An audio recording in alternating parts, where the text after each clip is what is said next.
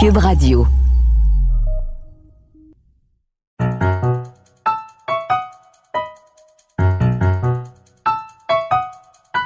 Ici Mathieu Bock-Côté et bienvenue aux Idées mènent le monde.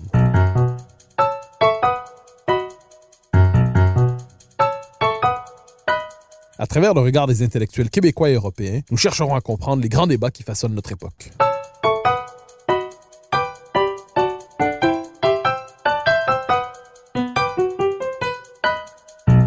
La culture nous sauvera. Tel est le titre du nouveau livre de Christophe Tardieu et de David Lisnard, qui rappelle que dans nos sociétés fracturées de mille manières, la culture peut nous rassembler, nous réunir, nous fournir un horizon commun. Mais comment comprendre cet appel dans un monde où chacun s'enferme dans sa niche, soumis au code culturel de l'Empire américain et dominé par des GAFAM auxquels nous ne savons pas comment résister? Et de quelle manière la France, qui incarne dans notre monde la nation ayant une vocation culturelle universelle, peut-elle nous aider à penser notre propre situation? Pour en parler, je reçois Christophe Tardieu, l'un des co-auteurs du livre, qui est aussi, cela vaut la peine de le dire, un grand ami du Québec. Christophe Tardieu, bonjour. Bonjour. Alors, une question première, votre livre s'ouvre sur le constat d'une société fracturée, d'une société hachée, d'une société fragmentée. Et vous nous dites que dans cette société fragmentée, la culture peut être un élément de rassemblement, peut être finalement le monde commun qui en vient à nous manquer. Pourquoi ce point de départ dans l'ouvrage? Parce que ça part d'un constat assez simple et assez évident qui est que la France n'est pas un pays comme les autres et que au sein de ce pays qui n'est pas comme les autres, la culture tient une place tout à fait éminente. C'est le fruit de notre histoire, c'est le fruit de nos traditions, c'est le fruit de notre organisation administrative. On a toujours fait en sorte que la culture soit en effet un sujet à part dans notre pays parce que nous avons un patrimoine exceptionnel, parce que nous avons des grandes institutions culturelles, parce que nous avons eu un ministre génial au temps du général de Gaulle qui a créé sans doute parmi les premiers au monde une véritable politique culturelle. Donc voilà, c'est un peu pour cela qu'on est parti de ce constat et en se disant que au sein d'un pays dont on voit bien tous les jours sa fragmentation, les difficultés qu'il traverse, sa déprime quasi légendaire, puisque les Français sont parmi les peuples les plus déprimés au monde, eh bien, notre analyse est que la culture peut être un médicament puissant pour nous aider à nous sortir de toutes ces crises économiques, sociales, identitaires que les Français traversent aujourd'hui. Alors, vous venez de l'évoquer, la figure immense, la figure centrale qui revient souvent dans votre livre d'ailleurs, d'André Malraux, le ministre de la Culture du général de Gaulle, l'ami génial du général de Gaulle. Donc, il est présent tout au long de votre ouvrage d'ailleurs. Quelle était la vision de la culture d'André Malraux, donc non seulement comme écrivain, mais comme homme politique, et quel est son héritage aujourd'hui quand on pense à la politique culturelle de la France? Je crois d'abord que André Malraux n'aurait jamais rien fait dans sa vie s'il n'avait pas croisé un jour le chemin du général de Gaulle. Enfin, en matière de politique culturelle, s'entend. L'auteur, naturellement, n'avait pas attendu de Gaulle pour écrire les chefs-d'œuvre qu'on lui connaît. Mais néanmoins, la force incroyable d'André Malraux, c'est d'abord d'avoir bénéficié de ce soutien sans faille du général de Gaulle. Le général de Gaulle qui l'avait placé à sa droite à la table du Conseil des ministres. Malraux était le seul ministre d'État, ce qui démontrait tout l'intérêt que De Gaulle portait à la culture. Et petite anecdote, De Gaulle détestait qu'en Conseil des ministres, certains ministres rabrouent un peu Malraux et critiquent ses analyses sur des sujets qu'il ne maîtrisait pas, qui étaient en effet parfois un peu courtes. Et pour vous donner un exemple, qu'on cite dans le livre, moi qui me fait toujours mourir de rire, c'est le jour où André Malraux reçoit une note de Michel Debré, Premier ministre, inspiré par Valéry Giscard d'Estaing, secrétaire d'État au budget, qui demandait des coupes sombres dans le budget de la culture. Malraux se paye le toupet d'écrire à Debré « Mon cher Michel, votre lettre m'a déplu, vous voudrez bien m'en écrire une autre ». Ce qui aujourd'hui apparaît comme complètement irréaliste, voire provoquerait certainement le départ immédiat d'un ministre. De toute façon, vu le rythme auquel se succèdent en ce moment les ministres de la Culture, ça ne changerait pas grand-chose par rapport à d'habitude. Revenons à Malraux. L'immense force de Malraux, c'est que Malraux, en fait, est parti d'un constat extrêmement fort, qui est de se dire il faut que nous développions en France une politique de l'offre culturelle. C'est-à-dire, comment est-ce que l'on va pouvoir présenter sur tout le territoire, et pas uniquement à Paris, les œuvres de l'esprit et faire en sorte que partout en France, on puisse trouver, pas loin de chez soi, un cinéma, une bibliothèque, des musées, des lieux dans lesquels les jeunes pourront se retrouver. C'est la fameuse création des maisons des jeunes et de la culture qui a quand même été un des héritages exceptionnels de Malraux. Bref, Malraux a dit, voilà, je veux voir en France fleurir toute une série d'initiatives. Donc Malraux a développé une incroyable politique de l'offre culturelle, politique qui, il faut le reconnaître, a été très bien développée par la suite par d'autres ministres, et je pense notamment à Jack Lang, qui, comme par hasard, avait lui aussi une confiance quasi aveugle du président de la République, en l'occurrence François Mitterrand. Et donc, cette politique de l'offre culturelle est évidemment le plus grand succès de la politique culturelle menée par André Malraux. Partout en France, on peut trouver des lieux culturels. Néanmoins, nous pensons que quelques 60 ans après, un peu plus de 60 ans après l'arrivée d'André Malraux au ministère de la Culture, il faut peut-être passer maintenant à une deuxième étape en la matière. Alors, vous évoquez l'idée d'une politique de l'offre culturelle avec Malraux, c'est-à-dire de façonner des infrastructures qui permettent à l'ensemble des Français partout sur le territoire d'avoir accès aux œuvres de l'esprit, aux œuvres de la culture.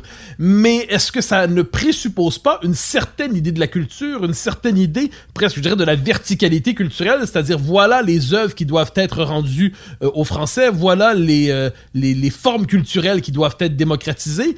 Est-ce que cette idée donc de proposer une norme culturelle, des infrastructures culturelles, des capacités culturelles pour l'ensemble de la population, est-ce que c'est encore possible aujourd'hui dans une société très horizontale où nous peinons à nous entendre sur l'idée même de culture? Je pense que la politique de l'offre culturelle était le premier étage de la fusée. Et comme souvent dans les fusées, si on n'a pas le premier étage, on n'ira jamais bien haut dans l'espace. Et donc, ce qui est exceptionnel avec cette politique de l'offre culturelle, c'est que c'est une réussite. Bon, nous pensons, avec David Lisnard, qu'il faut passer à une deuxième étape et se préoccuper maintenant de la demande en matière culturelle. C'est-à-dire, c'est bien beau d'avoir les plus beaux musées du monde, c'est le cas en France, c'est bien beau d'avoir un réseau de cinéma absolument exceptionnellement développé, etc., etc., mais si derrière, on ne donne pas le goût à nos compatriotes de fréquenter des lieux culturels, de ressentir cette émotion vis-à-vis de la culture, eh bien, d'une certaine manière, on n'aura fait que la moitié du chemin.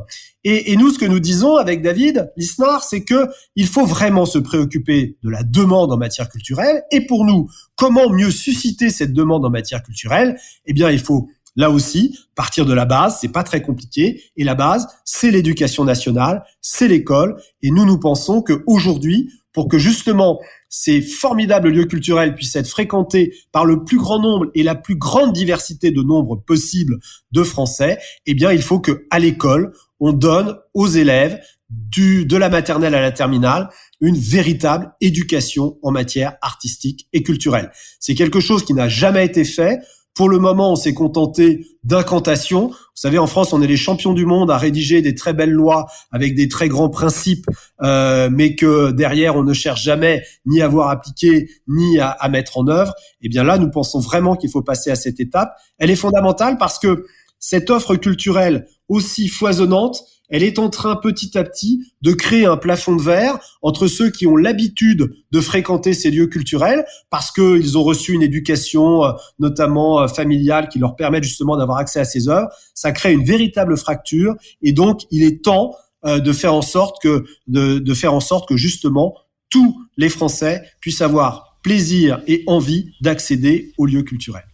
Alors, vous l'évoquez, vous parlez, c'est un chapitre important dans votre livre, une politique de la demande culturelle. Donc, autrement dit, susciter le désir des œuvres, susciter le désir de la culture, éduquer culturellement les nouvelles générations pour les amener justement à se délivrer peut-être aussi des choix culturels faciles qui viennent aujourd'hui avec probablement l'américanisation du monde. Mais quels seraient les principes d'une politique d'éducation à la culture, d'une politique que les demandes d'éducation à la culture vont ensemble? Quels seraient les principes d'une politique d'éducation culturelle, d'éducation artistique pour les jeunes Français? Alors, c'était, je crois, l'un des grands intérêts de ce livre, c'est de s'appuyer sur des exemples concrets. Et c'est en ça que la présence de David Lisnard comme co-auteur était vraiment essentielle, parce que David Lisnard est le premier maire de France à avoir développé dans sa ville une politique 100% éducation artistique et culturelle. Donc tous les élèves de Cannes, de la maternelle à la terminale, peuvent bénéficier d'un apprentissage en matière artistique et culturelle qui est très largement pris en charge par la mairie, en lien avec naturellement l'administration française de l'éducation nationale. Et cette éducation artistique et culturelle, elle se base en 3 temps.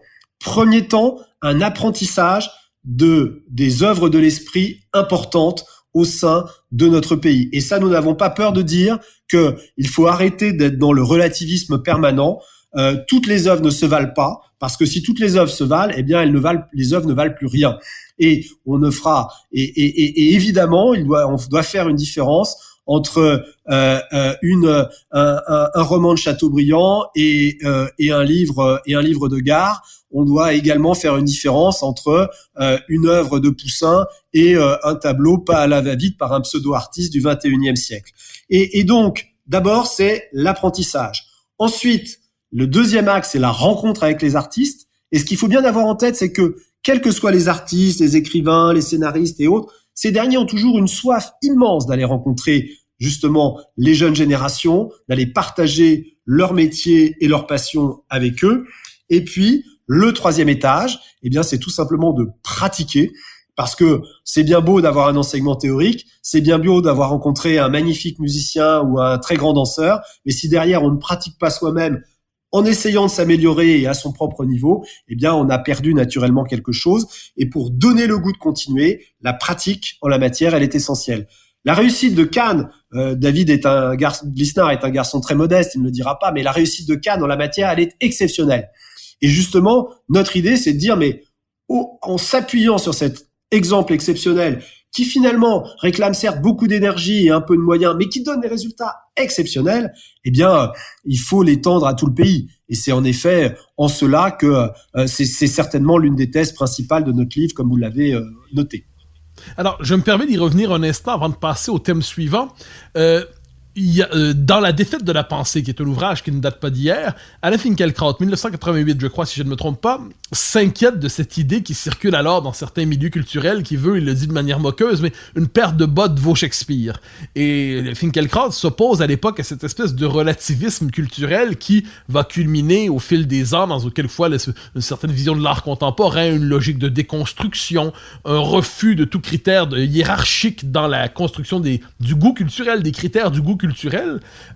Est-ce qu'une des tâches les plus difficiles aujourd'hui pour qui veut mettre en place une politique de la demande culturelle, ça n'implique pas justement d'être capable de trancher avec ce relativisme? Vous avez évoqué l'idée qu'il faut distinguer, par exemple, entre un texte de Chateaubriand et je ne sais quel roman de Gare qui paraîtrait aujourd'hui, mais est-ce qu'il n'y a pas là un obstacle bien plus considérable que vous le suggérez, c'est-à-dire lutter contre cette espèce de tout ce veau qui est très présent, ce refus des codes de la culture générale et de la culture classique? Est-ce que c'est pas le premier obstacle de toute politique culturelle aujourd'hui, lutter contre cette espèce de mélasse dans laquelle tout est appelé à se noyer? Vous avez parfaitement raison, hein. C'est une tâche gigantesque et certainement extrêmement difficile et complexe. On en a parfaitement conscience. Et il est vrai que l'administration du ministère de l'Éducation nationale en France, très inspirée par les post-68 arts, ont détruit un grand nombre de choses et le relativisme en matière culturelle est certainement quelque chose d'absolument odieux. Nous, ce que nous préconisons, et nous allons naturellement immédiatement être qualifiés de réactionnaires, mais après tout, il faut avoir les épaules larges de temps en temps. On va être qualifiés de réactionnaires. C'est ce que nous disons, c'est qu'il faut établir une liste des grandes œuvres de l'esprit que nous pensons être indispensables aux jeunes élèves français.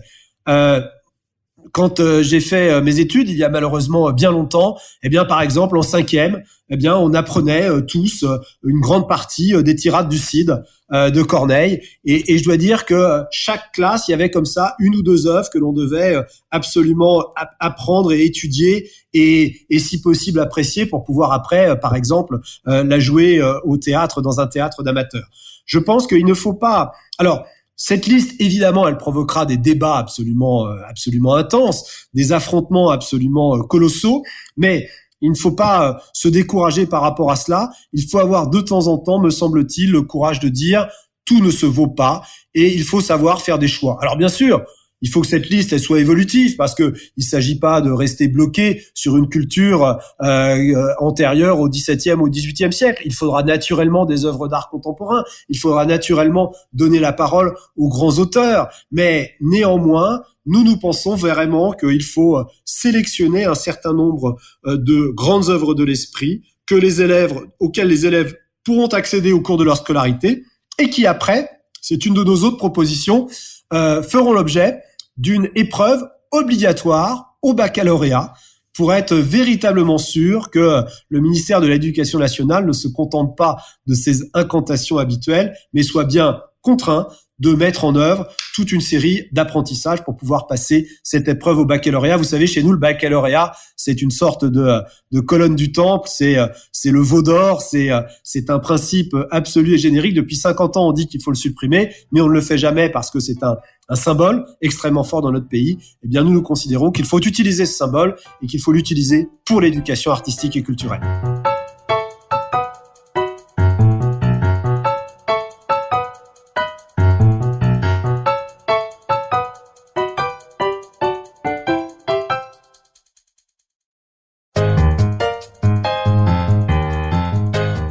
Alors faisons la liste des obstacles. On a évoqué la question du relativisme. On va en évoquer un autre que vous abordez dans le livre, évidemment, qui est absolument central. C'est l'environnement numérique et mondialisé dans lequel nous évoluons aujourd'hui. Après un an de confinement environ, on peut dire qu'un des grands gagnants de ce confinement, c'est Netflix. On peut dire qu'un des grands gagnants de ce confinement, c'est Amazon. On peut multiplier les exemples en cet esprit. Est-ce que aujourd'hui, la possibilité même pour une nation de formuler, aussi forte que la France, de formuler une politique culturelle dans un environnement où les préférences des plus jeunes générations, mais pas seulement, sont façonnées justement par l'industrie du numérique, par toutes les plateformes, les réseaux sociaux et ainsi de suite, parce que Netflix propose, par cet environnement-là, est-ce qu'il n'est pas particulièrement difficile aujourd'hui de formuler une politique culturelle quand on sait que la structure même qui façonne les goûts des uns et des autres échappe aux nations, échappe au peuple, échappe au pays? Je pense qu'en la matière, il faut faire preuve de volontarisme. Et moi, je suis pas du tout pessimiste sur le rôle que le numérique et notamment les grandes plateformes que vous évoquiez peuvent jouer en matière culturelle. Je pense que c'est une erreur de considérer que Netflix peut être un ennemi de la culture. En revanche, c'est une erreur de considérer que on ne peut rien faire contre Netflix. Moi, il y a quelque chose qui me frappe beaucoup, c'est que c'est un sujet sur lequel j'ai beaucoup travaillé et j'en ai été un peu l'acteur. Lorsque, avec l'Allemagne, la France a considéré que il fallait taxer Netflix sur le chiffre d'affaires qu'il réalisait en France et en Allemagne pour justement financer des œuvres françaises ou allemandes, on nous a dit oh là là mais c'est pas possible, la Commission européenne ne va jamais vouloir, beaucoup d'États membres sont contre et tout et tout. Vous savez, vous avez toujours des gens qui vous expliquent que dès que vous voulez prendre une initiative qui remet un peu en cause l'ordre établi, tout est impossible et tout est très compliqué. Alors, ça a été un combat épouvantable parce que évidemment la Commission européenne y était radicalement hostile. Vous savez tous l'influence que ces grands groupes du numérique peuvent avoir sur la Commission européenne, leur puissance de lobbying qui est absolument phénoménale. Néanmoins, parce que la France et l'Allemagne étaient unies et profondément unies, nous avons réussi à imposer ce principe d'une taxation. Ce principe d'une taxation sur le chiffre d'affaires de ces plateformes a été étendu par une directive, c'est un peu technique, dite service des médias audiovisuels. Grâce à cette directive, on a aussi pu prévoir une obligation pour ces grandes plateformes du numérique d'investir un pourcentage de leur chiffre d'affaires dans des œuvres françaises, cinématographiques ou audiovisuelles. Donc, en l'espèce, l'idée, elle est très simple, c'est de dire, nous avons un modèle culturel en France et en Europe. Il y a une exception culturelle en France et en Europe qui existe, qui vise à favoriser les œuvres européennes et à faire en sorte que dans notre propre pays, ce soit une vision française et une vision européenne dans nos films et dans nos œuvres audiovisuelles qui l'emportent. Eh bien, on a réussi à faire en sorte que des sommes tout à fait conséquentes soient mises par ces plateformes en la matière. Donc, je crois qu'il faut, au contraire, être extrêmement volontariste et surtout ne jamais reculer, ne jamais avoir peur. Moi, il n'y a pas, la phrase la plus belle que je connaisse en la matière, c'est cette phrase de Jean-Paul II, n'ayez pas peur, parce que en 4 mots, le pape avait tout dit. Vous me direz, il y a aussi 4 mots célèbres du général de Gaulle sur le Québec, mais ça, c'est une autre histoire. Oui, c'est une très belle histoire aussi, en effet. Je vous relance justement sur la question des grands groupes et ainsi de suite de l'industrie du numérique. Donc, vous nous dites qu'il faut, d'une certaine manière, accepter, si je comprends bien, il faut accepter qu'aujourd'hui, nos sociétés sont appelées à se déployer dans cet univers et que c'est le terrain de bataille où ça doit se mener. Donc, on peut se désoler de l'arrivée de Netflix comme on peut se désoler des mutations de notre temps, mais tel est le monde dans lequel nous vivons. Alors, vous évoquez la manière qu'ont eu la France, l'Allemagne de chercher à tenir tête à ces géants, à faire valoir un intérêt européen dans les circonstances. Quels sont, et au Canada, on a eu cette controverse-là aussi, peut-être avec un peu moins de succès. Je vous demanderai alors, quels sont les principes qu'on peut et doit faire valoir devant ces grands empires numériques pour être capable justement de rétablir une forme de souveraineté culturelle pour nos nations, pour nos pays. Donc vous avez donné l'exemple européen, mais si je vous proposais de dégager ces principes-là au-delà du seul contexte de l'Europe, quels principes peuvent permettre de mener une politique culturelle, de souveraineté culturelle devant ces empires numériques? Les principes sont assez simples. Le premier, c'est que ces plateformes du numérique doivent pouvoir être taxées dans le pays dans lequel elles sont consommées, afin que cet argent puisse être ensuite utilisé pour soutenir la production nationale et européenne. Deuxièmement, il faut contraindre ces plateformes à investir dans des œuvres européennes, à financer en partie ces œuvres. Et troisièmement, il faut contraindre ces plateformes à exposer les œuvres françaises et européennes. En l'occurrence, en France, Netflix doit avoir dans son catalogue 60% d'œuvres françaises et européennes. Donc, vous savez, on s'imagine toujours que ces grands groupes sont extrêmement puissants. C'est vrai qu'ils ont une capacité de lobbying très puissante. C'est vrai également. Mais néanmoins, je crois que face à la volonté des États, eh bien, ces groupes, au bout d'un moment, ils sont obligés de céder. Et je crois qu'il faut regarder ce qui est en train de se passer en ce moment du côté de l'administration du commerce au niveau des États-Unis. Et je crois que le moment n'est peut-être pas si loin où ces grands groupes se verront plus ou moins obligés d'être démantelés parce que tout le monde a bien compris aujourd'hui qu'ils avaient acquis une puissance absolument colossale et que cette puissance menace depuis très longtemps de mon point de vue la diversité culturelle.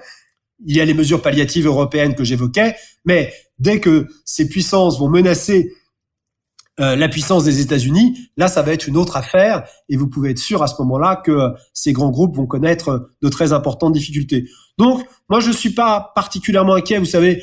On a toujours dit en France que quand la télé est arrivée, que le cinéma allait disparaître, que quand la télé à péage type Canal+ allait arriver, le cinéma allait disparaître, que quand les plateformes allaient arriver, le cinéma allait disparaître. Alors c'est vrai que les cinémas, ils ont été fermés. On se demande un peu pourquoi d'ailleurs ils ont été fermés pendant le confinement, de même que les musées, mais ça c'est une autre question. Mais moi je suis pas particulièrement inquiet en la matière. Vous savez, la France a le premier parc de salles de cinéma en Europe. On dépasse chaque année les 200 millions de spectateurs dans les salles de cinéma. On a un parc de salles remarquablement bien réparti sur le territoire, avec des équipements techniques la plupart du temps de très haut niveau. Et le goût de la sortie culturelle, le goût de la soirée de cinéma qu'on va faire, je suis persuadé qu'il n'a pas du tout diminué, et je suis même prêt à faire les paris que on aura des fréquentations records dans les mois qui viennent lorsqu'on se sera sorti de cette crise sanitaire. Alors, vous évoquez une autre question qui n'est pas sans lien avec ce que nous venons d'évoquer, qui est très importante aujourd'hui, c'est celle du droit d'auteur. Alors, le droit d'auteur, dans sa forme classique, c'était assez facile à imaginer, c'est-à-dire, pour l'écrivain, c'était par le livre, évidemment. On achète le livre, il y a des droits d'auteur, et ceux qui réussissent à s'en tirer, réussissent à vivre de leur plume. Pour ceux qui sont dans la chanson, c'est un peu plus compliqué aujourd'hui, justement, avec ce qu'on a évoqué plus tôt, avec la virtualisation de cet environnement, avec le fait qu'il est aujourd'hui une forme de culture et d'une étrange gratuité dans une partie du monde des arts, comme si le droit d'auteur n'avait plus était une forme de principe du monde d'avant qu'on ne savait plus comment concrétiser dans le monde d'aujourd'hui. Et vous proposez aussi une réflexion donc sur la possibilité pour les artistes de vivre de leur vocation, de vivre de leur art, de vivre de leurs œuvres. Quels sont les principes, encore une fois, qui permettent aujourd'hui aujourd'hui dans l'univers qui est le nôtre, qui n'est plus celui d'hier, qui permettent de repenser et de redéployer le droit d'auteur dans le monde qui est le nôtre? Je pense que le premier sujet sur le droit d'auteur, qui est là aussi la mère de toutes les batailles, parce que si des artistes ne peuvent plus vivre de leur art, ils vont tout simplement disparaître. Il n'y a pas de génération spontanée d'artistes qui peuvent exister. Et pour beaucoup d'artistes, le droit d'auteur est la principale, voire la seule rémunération.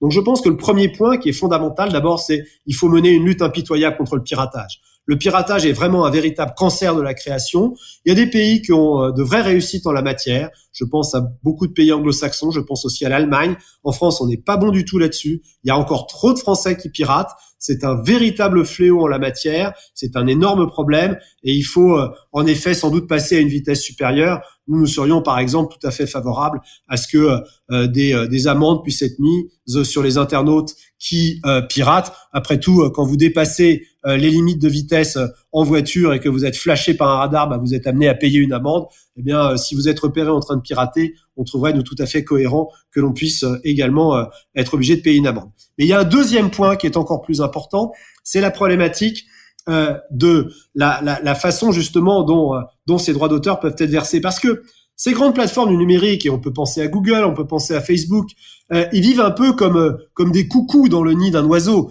C'est-à-dire que ils vont pondre leurs œufs dans le nid d'un autre oiseau. L'oiseau, le coucou, va se développer, va devenir très gros, va épuiser les parents à le nourrir, va tuer les vrais enfants du couple d'oiseaux qui nourrissent le coucou, et le coucou va s'engrossir. C'est exactement ce qui est en train de se passer. C'est-à-dire que à force de dire oui, mais il y a la neutralité du net. Oui, mais en fait, on rend service aux sites de presse ou aux auteurs en les publiant gratuitement sur nos plateformes. Ça permet de les faire connaître, etc., etc. Eh bien, forcément, ça devient très facile à ces grandes plateformes d'exposer ainsi gratuitement le travail des autres, tout en gagnant énormément d'argent grâce à cela. C'est ce que fait Google avec en publiant certaines actualités, c'est ce que fait YouTube également avec des vidéos sur son site, c'est ce que fait Facebook de façon extrêmement large, et on voit bien la violence de la réaction lorsque par exemple la presse australienne récemment a dit qu'il voulait être payé pour être repris sur Facebook. Facebook a immédiatement coupé l'accès de ces sites à son application. Donc ça, c'est un point extrêmement important, il ne peut plus être toléré que ces grandes plateformes, ces grands intermédiaires de contenu culturel puissent continuer à utiliser gratuitement le travail des autres. Et puis, il y a un dernier point qui est tout aussi fondamental, c'est la problématique du partage de la valeur sur Internet. Alors, ce partage de la valeur, en fait, il est très déséquilibré. Quand on sait qu'un artiste qui est diffusé sur Deezer, Spotify ou YouTube va toucher 0,0000 centimes à chaque écoute, on voit bien en la matière que les sommes en question sont très vite dérisoires, qu'il faut être à plusieurs millions de vues pour pouvoir commencer à un tout petit peu gagner sa vie, et que surtout derrière, ces grandes entreprises engrangent des profits gigantesques grâce à la publicité ou grâce aux abonnements. Donc nous, ce que nous disons, c'est que l'un des grands chantiers à mener pour le futur, c'est de réfléchir à un partage de la valeur sur Internet beaucoup moins déséquilibré au profit des plateformes et beaucoup plus importante vis-à-vis des créateurs et des auteurs. De toute façon, c'est l'intérêt même de ces plateformes. Si demain, il n'y a plus d'artistes, ces plateformes, elles vont pas survivre en transférant les photos du mariage de Tantuguette ou du dernier du petit chaton qu'on a récupéré dans la rue. Donc il faut pour cela qu'il y ait un meilleur équilibre. Ces plateformes, ces gigantesques plateformes sont trop gourmandes, profitent de leur position ultra dominante, et c'est en cela qu'il va falloir que les pouvoirs publics interviennent. Alors, nous approchons de la fin de l'émission, mais avant d'aborder la dernière question qui portera sur la capacité de la France de porter une forme d'international des nations et des cultures pour résister à ces empires qui viennent, je me permets une question sur un autre aspect qui est présent dans votre livre, qui a évidemment pas la même portée au Québec et en France, mais qui nous interpelle néanmoins à l'échelle de notre histoire plus jeune, plus récente, c'est la question du patrimoine.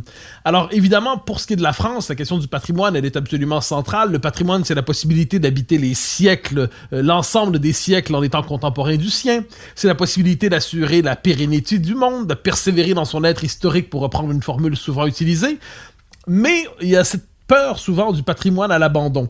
Il y a cette peur souvent du patrimoine, est-ce que nous allons le sacrifier, est-ce que nous allons le perdre? On a vu la catastrophe absolue de Notre-Dame qui a un peu heurté sur le plan symbolique, c'est-à-dire voilà ce qui devait traverser nos vies, eh bien nous avons vu s'effondrer dans la nôtre.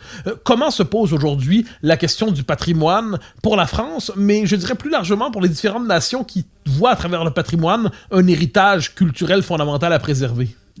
En effet, vous avez parfaitement raison. L'effondrement de Notre-Dame et cet incendie terrible a mis vraiment le doigt sur plusieurs sujets. Le premier sujet qui est formidable, c'est d'abord ça a démontré l'attachement incroyable pour les Français, mais aussi pour le monde entier au patrimoine insigne de l'humanité. Et Notre-Dame fait partie de ce patrimoine insigne de l'humanité. Et c'est en ce sens extrêmement fort de voir toutes ces manifestations de solidarité qui ont pu exister en la matière. Derrière, sauver et protéger le patrimoine, c'est évidemment quelque chose d'essentiel parce que, eh bien, tout simplement, c'est le caractère théoriquement immuable de ce patrimoine qui fait partie de nos vies de tous les jours, qui nous démontre que nos ancêtres ont réussi ont créé des merveilles par le passé et qu'ils nous les ont léguées. Et s'ils nous les ont léguées, c'est pas pour qu'on les abandonne. C'est un peu comme la parabole des talents. Qu'as-tu fait de ton talent? Qu'as-tu fait de ton patrimoine? Et donc, en ce sens, nous pensons en effet qu'il faut investir massivement dans la préservation de ce patrimoine. Vous savez, on va dépenser, à mon avis, pas loin d'1 milliard d'euros pour Notre-Dame, pour reconstruire Notre-Dame. Et pourquoi? Parce qu'en gros, on a mal organisé un chantier, on n'a pas surveillé la détection incendie et on a dû économiser peut-être 10 à 20 000 euros de matériel et 1 000 ou 2 000 euros de personnel pour surveiller correctement tout cela. Vous voyez après à quoi on aboutit. Alors, nous arrivons à la fin de cet entretien sur cette question qui était à travers Notre-Dame, qui effectivement avait interpellé non seulement la France, mais j'ai l'impression que tous les Québécois, mais au-delà de ça, j'ai l'impression qu'à travers le monde, il y a eu le sentiment que quelque chose qui ne devait pas périr était fragilisé, pouvait disparaître devant nous. Et ça nous rappelle la place centrale de la France aujourd'hui quand on s'intéresse appelons ça une géopolitique de la culture. C'est-à-dire la France a une vocation particulière dans le monde occidental aujourd'hui. C'est pour reprendre la formule du politologue québécois Christian Rioux, c'est la résistance du numéro 2. C'est-à-dire si les grands empires aujourd'hui, le grand empire c'est l'empire américain, au 20e siècle c'était l'empire américain et l'empire soviétique. La France, au temps du général de Gaulle, a voulu mener une politique des nations, éviter que les nations se laissent congeler, asservir, dominées par les blocs. Dans le monde qui est le nôtre aujourd'hui, où la mondialisation se présente comme une forme de rouleau compresseur, pour reprendre la formule convenue de bulldozer, où les Américains tendent à vouloir exporter, imposer leurs critères, leur univers mental, leur système conceptuel, leur système idéologique partout à travers le monde, la France représente pour plusieurs encore aujourd'hui la nation qui tient tête à tout cela, que ce soit sur des questions politiques immédiates comme la culture woke, la cancel culture, le multiculturalisme, le racialisme, mais aussi quand vient le temps de porter une conception de la culture universelle qui interpelle tous les hommes. La question est centrale, croyez-vous que la France peut incarner aujourd'hui, encore une fois, dans un monde nouveau, mais cette résistance qu'elle a su incarner dans la deuxième moitié du 20e siècle, devant la logique des empires, porter justement la parole des nations, porter la parole des cultures? C'est une question très complexe que vous posez là. En matière de tout ce qui concerne la cancel culture, le woke, etc., bon, vous en êtes un éminent spécialiste. J'ose espérer que mon pays et que la France saura montrer en la matière un esprit de résistance à la hauteur de son histoire et notamment de l'histoire des Lumières. Parce que moi, ce qui me frappe beaucoup dans tous ces mouvements, c'est justement le retour de l'obscurantisme et le retour de cette politique de je ne suis pas d'accord avec toi, donc tu ne dois pas exister. Sur les sujets plus culturels, sur lesquels je suis plus à l'aise, moi, ce que je crois profondément, c'est que grâce au général de Gaulle et à la politique qu'il a menée pendant son mandat, eh bien, la France, en matière culturelle, s'est voulu un pays à part, un pays porteur de fortes valeurs et surtout le pays porteur de la notion d'exception culturelle. Et ce qui me frappe beaucoup, c'est que il y a eu après le général de Gaulle, il a eu des successeurs certainement beaucoup moins brillants et beaucoup moins visionnaires que lui. Néanmoins, aucun d'entre eux, de droite comme de gauche, n'a jamais abandonné cette notion d'exception culturelle.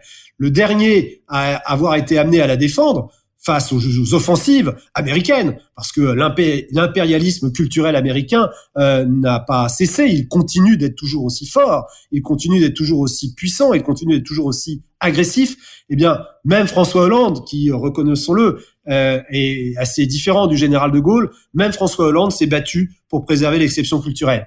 Je crois que la France, et ça, il faut vraiment espérer que cela continue ainsi, a dans son ADN cette notion d'exception culturelle, cette vision du monde visant à dire que la culture n'est pas un bien comme les autres et qu'il est indispensable pour un monde apaisé, un monde dans lequel les peuples au sein de nations vivent de façon paisible. Eh bien, il faut que la culture de chaque pays soit préservée dans son identité et dans sa réalité. Voilà sans doute le message qui aujourd'hui doit être porté par la France. Jusqu'à présent, aucun président ne l'a remis en cause. Souhaitons que cela continue longtemps comme cela. Oui, j'avais l'impression que vous alliez me dire, voilà ce que je suis venu vous dire ce soir, pour reprendre un discours bien connu. Christophe Tardieu, c'est un immense plaisir de vous avoir reçu aux Idées mènent le monde. Merci beaucoup. Je rappelle le titre de votre livre, La culture nous sauvera. Donc, Christophe Tardieu et David Lisnard aux éditions de l'Observatoire. Une réflexion tout à fait pertinente, évidemment, pour la France, mais aussi pour le Québec et pour ceux qui cherchent les codes d'une véritable politique culturelle qui serait capable de traduire nos aspirations à perdurer comme peuple et comme nation. Christophe Tardieu, merci beaucoup. Merci à vous.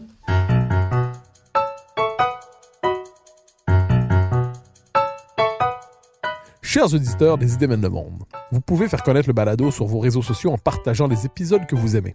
Cela nous donne à chaque fois un fier coup de main pour faire circuler les idées.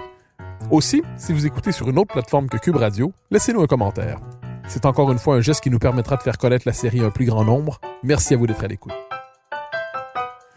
Vous pouvez me suivre sur Twitter et sur Facebook. Vous pouvez également lire mes chroniques chaque mardi, mercredi, jeudi et samedi dans le Journal de Montréal. Vous pouvez également m'écouter chaque semaine à la Joute et sur Cube Radio, tous les jours à 10h à l'émission de Richard Martineau. Animation et recherche, Mathieu Bock-Côté.